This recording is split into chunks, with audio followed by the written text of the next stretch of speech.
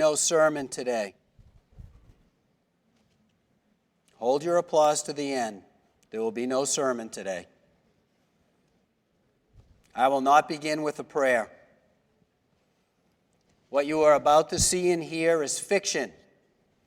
However, any resemblance to historical characters is intentional.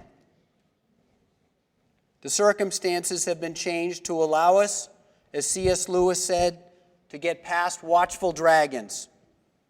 We have been told one too many times how you should feel about God and Jesus and all that stuff. And it's paralyzing. It produces the reversed effect whenever we're forced to do something. So I will use this fictional account to refresh your love. For we know that familiarity breeds contempt. And unbeknownst to you all, you are not in a building, nor a church. You are in a time machine. There's been interesting disturbances in the air. You are being transported back in time. Picture me, if you will. You're no longer at 125 Mount Hope Street. Your white Honda car that's parked outside in the neighbor's spot that he's all upset about is not going to be towed right now. Inexplicably, your possessions, fortunately your clothes and neighbors are being transported. The new place you are headed is shock trauma emergency room. Jerusalem Regional Hospital. You are a medical student. You can check your IDs, you can check your wallets. All the names have been erased. They're all vanished. You're not a group and a crowd of people, you're one person. You're a medical student on the first day of your clinical wards. And you've been assigned here. The year is 33 AD. The season is just before Passover. The day of the week is Friday. The time of the day is 2:45 p.m. 1445, Roman soldier time. And I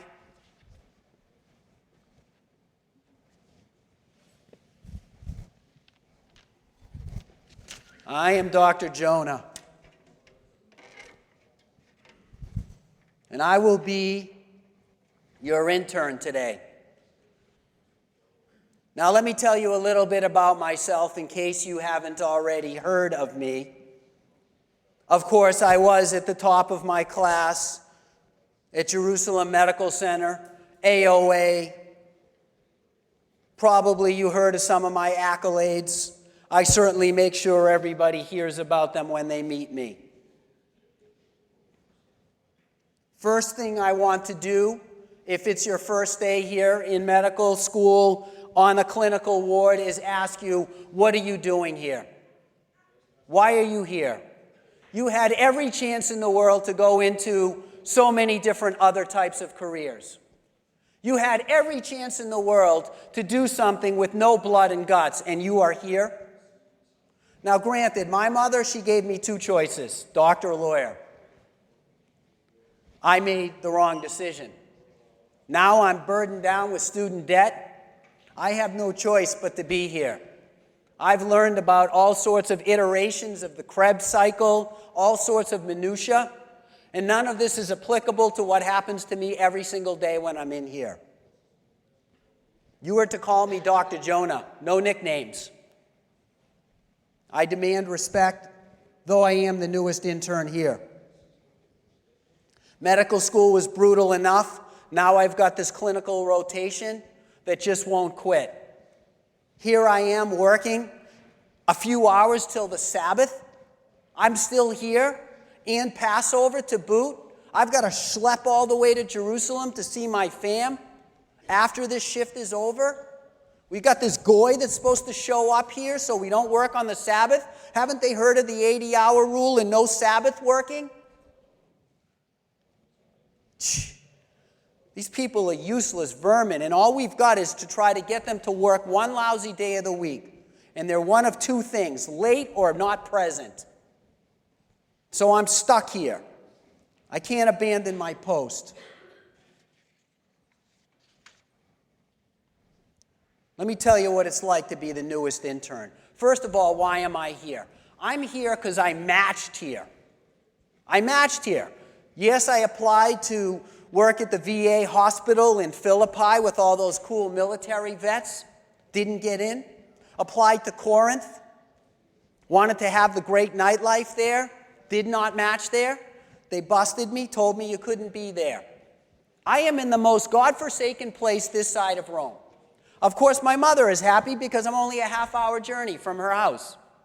As if I didn't want to get away from her. Why am I here? I'm here, well, let's put it this way. When I interviewed here, the head of the department said, "What are you doing here? Where do you see yourself in 5 years?" I gave him an honest answer. I said, "I see myself in your chair. You'll be out of here, I'll be in your chair. I'll be taking your job." They carried me out of here, but my uncle, who seems to be a little connected, got me this match. So I'm here because it's the only place that would take me. All the patients in here die. It's just a matter of time. On top of that, I'm always the one who has to present at M&Ms. Worse yet, they've invented this root cause analysis. Root cause analysis is where they essentially give you a root canal. It's nothing about making the hospital's giver better or caregiving. They just give you a hard time. Then we've got these nurses here. Yeah, these nurses are pretty mean. All of them.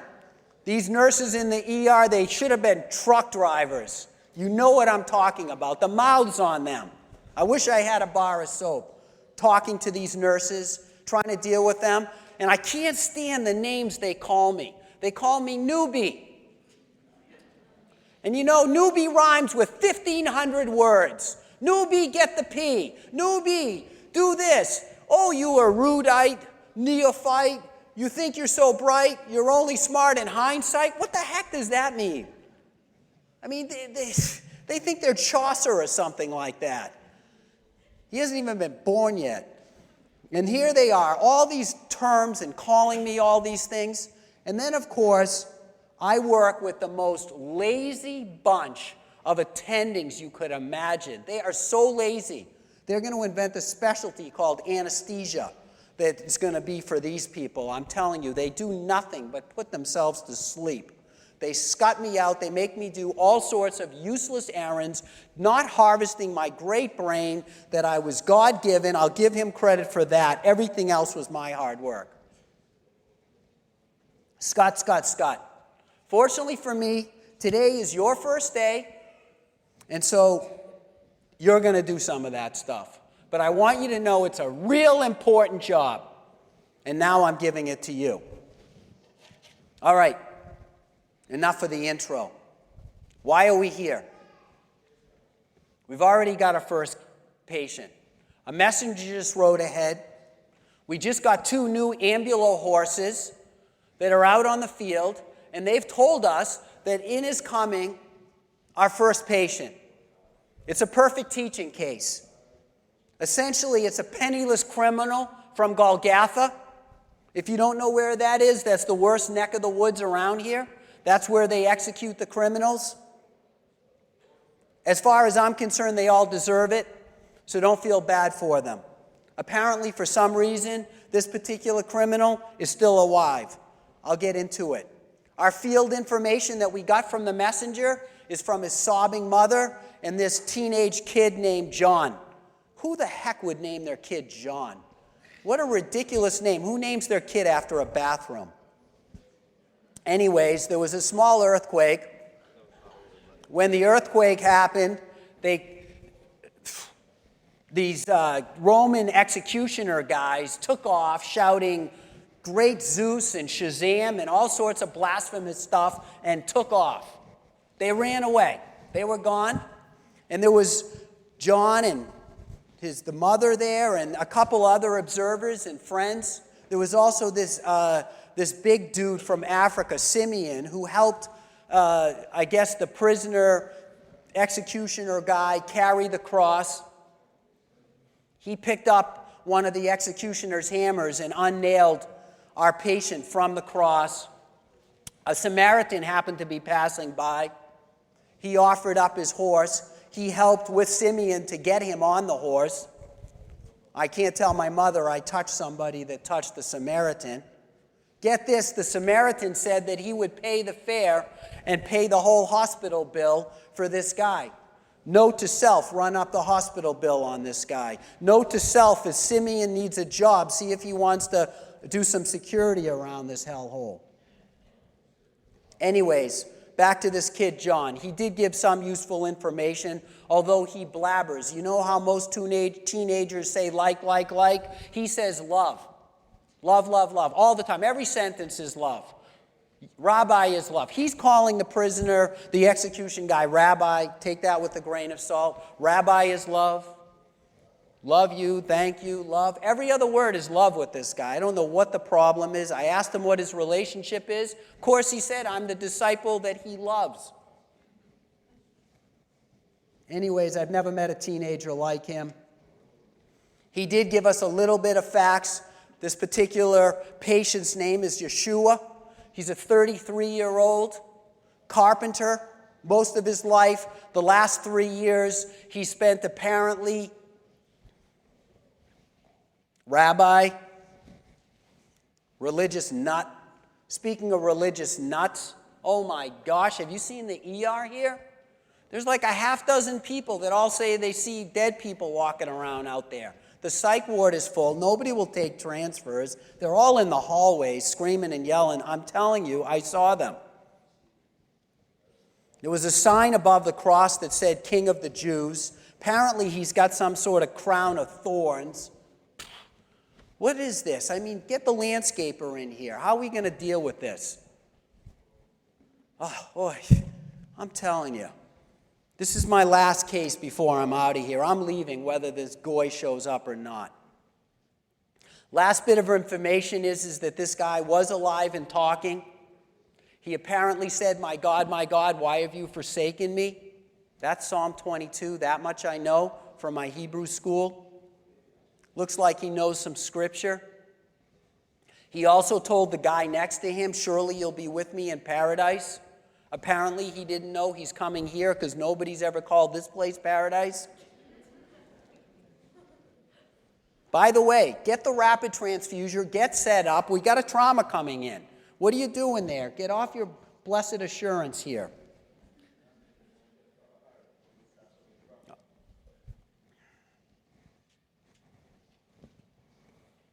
All right. Look, he's coming in the doors right now. Get ready. Look, he's coming. Let's go. We need x-ray in here. Chest x-ray, KUB, plain films. Type and cross, 2 large bore lines. Hang some fluid. Get some lactated ringer till we type and cross him. Full panel of labs, ABG. I want him lined up. Put some oxygen on him. Come on, do something. What do you think, you're in Yeshiva High School here? What's this? Who's writing the orders? What does anyone do?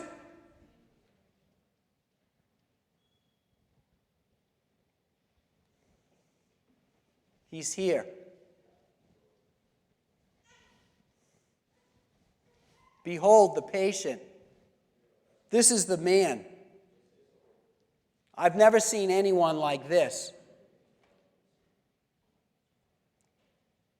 He looks like a hunted deer. And not by a man, but by wolves, by lions, by oxen, wild oxen. He's so beaten. He's so distorted. I know David wrote Psalm 22 1,000 years ago, but I feel like he's in the ER right next to me. I can't make out his face. He's covered. His hair, these thorns are all over him. They've covered his entire head. It's not just like a garland. They're over him. They're like sewing needles in him. The blood, the mud, the schmutz, all over him. Let's begin our assessment. Let's take a look at him. He's actually moving he's trying to open his mouth. Let me help him. What's he trying to do here? His tongue is stuck to the roof of his mouth. That too reminds me of Psalm 22.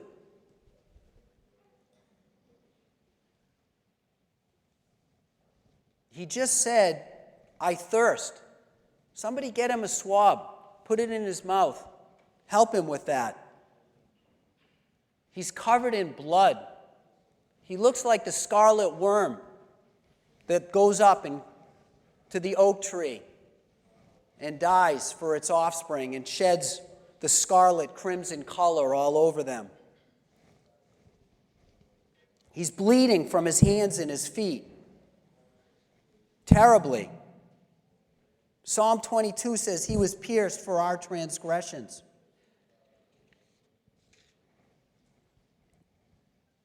He's completely covered in blood. We're getting information back on him. The chest x-ray. He's got bilateral pleural effusions. He has a dilated cardiac silhouette. Plain films show both shoulders are dislocated. Amazingly, his hands, his feet, the bones of his wrist, the carpal bones, the cuboids, they're all mangled, but not a bone is broken. Like the Passover lamb without a broken bone, a perfect sacrifice. His mother and John have just showed up. Come in. Please sit down. What's your name? Yes, Mary and John. Yes, I've heard about you, John. Sit down, please. We've got some friends here. Mary Magdalene and Veronica, please sit down. Come. Please stay in the room. He's just shown up. We're assessing him. Sure, Veronica, you can wipe his face off if you want to wipe his face off. I haven't had a chance to. Look at that face. Look at the contusions. Look at the swelling. Look at those eyes. Nurse, please give him some poppy. Give him some pain relief. What? He's pulling his arms away? He's refusing narcotics? He's refusing an intoxicant? He absolutely won't take anything? But the suffering. Okay, his C-spine has been cleared. Let's roll him over. Let's take a look at his back here. Oh, dear Lord. His back is macerated. I've never seen anyone whipped so bad. The 40 minus 1, this is nothing like it. He's been scourged. The muscles are visible on his back. I can see down to his bones. He's been beaten mercilessly. He's more than a carpenter here. But that thick back clearly carried many a burden in its life. I can see his ribs, but not one of them is broken. Who could do such a thing? Who could do such a thing? They're the ones that deserve to be punished. They're the animals. They're the ones who are brutal. What's that? Father, forgive them. They know not what they're doing. How can he forgive them? How can he forgive them? How can he forgive them? He called you Father. Who calls God Father? I've never heard this before. This reminds me of my relationship with my Father, whom I miss, whom I love. We've got to get to treatment. Let's go through a systems approach. Psychosocially, he's had spiritual anguish. He somehow, though he feels forsaken, he has a mysterious calm about him. He's so collected. He's so thinking about other people. What's that? Another word out of his mouth. Mother, behold your son. Son, behold your mother. He's taking care of his mother and making sure that John will take care of her. He knows he's dying. He's not afraid. He's there. He cares. The skin, the crown of thorns, his skin integrity is awful. His susceptibility to infection is off the charts. His risk of tetanus, other diseases. Somehow, all his bones are showing, but not a bone is broken. Despite all that he's gone through, the scourging, the whippings, the beatings, his bones are intact, but so out of place. Musculoskeletal-wise, he's completely fatigued. His hands are contracted up. His body's virtually completely limp. His pulmonary status, he's had a huge oxygen debt. From what I understand about crucifixion, he had to pull himself up to take a breath. But after a while, his shoulders were pulled out of joint. His rotator cuffs were torn. He relied on his feet, which were pinned by a nail. And like a bad asthmatic, he has this retention of CO2. This lactic acidosis has built up through his body and is compounded by a respiratory acidosis. His pH is 6.9. His lactate is 20. His breathing, even now, he can't catch up. He's past the point of fatigue. Cardiovascular status is terrible. His heart rate is 130, but his cardiac output is down. His stroke volume is minuscule. He's so dehydrated. He's got nothing left in the tank, and we can't get to him fast enough. He's dehydrated. He's vasoconstricted. Renal status, he's in acute renal failure. There's a huge amount of metabolic toxins that have built up. Neurologically, he's got bilateral lacerated median nerves. Excruciating palsies have already developed in his hands. Not to mention, he's clearly in a post-concussive state, but somehow maintaining consciousness through this. Let's get going on saving him. Let's get going on helping him. What? Those eyes are just looking right at me. They're looking right into me. He's not speaking. Now he's trying to comfort me. I can understand his mother. I can understand his friends. You want to say something else? It is finished. It is completed. It's done. No more.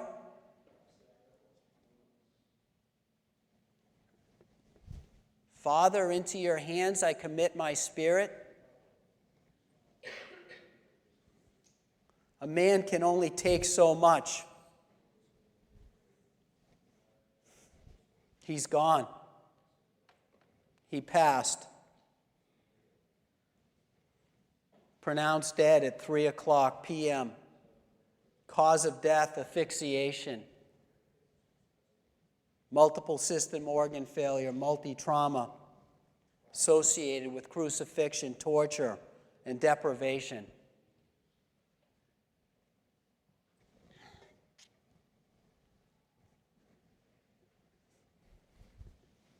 Feel free to come over to him.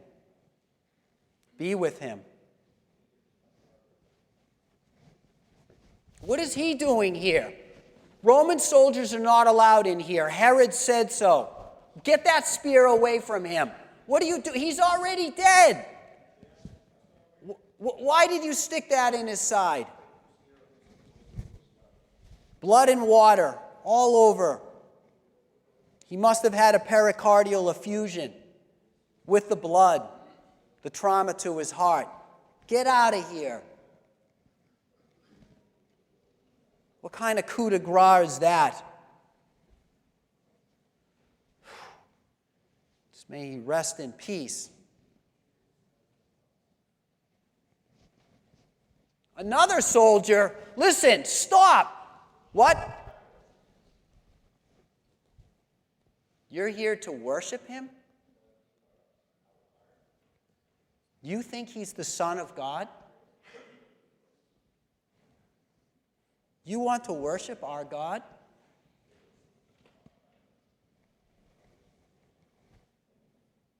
You think that he's the Son of God?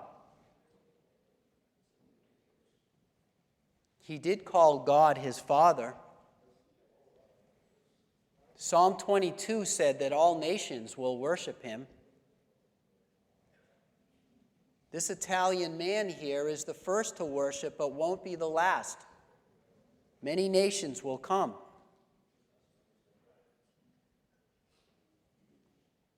As for me, I'll never forget that face. I'll never forget those eyes. I'll never forget that man. I'll never forget the way he loved.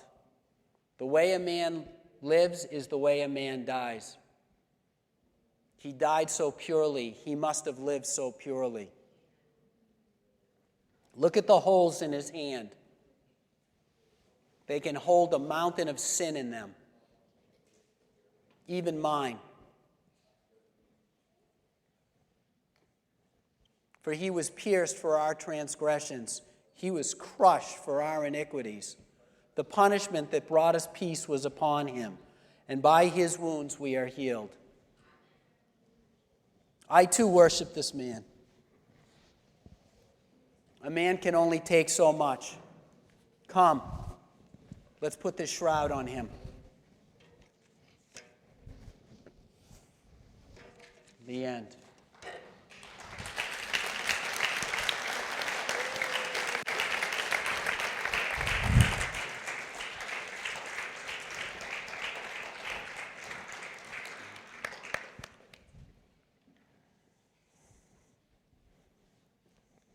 It's a tough act to follow. Myself. Trying to get in character, and I'm getting a message that somebody's going to tow a car out there. Let me just say, this particular day, the worship team can come back up.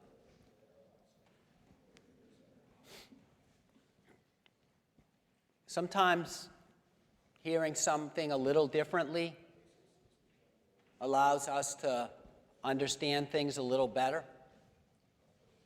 And so I'm sure you all understand that I took some liberties. I changed things up. If you want to read the Gospels, and I encourage you to, if you have never done that, that is where the truth lies. But I hope that a grain of truth has planted in your heart. If this has spoken to you, today is Palm Sunday. It's the day Jesus, a week before he rose from the dead, that he went into Jerusalem, and people worshiped him with palms. It would be a short time later that Psalm 22 would take effect, that they would trap him and crucify him.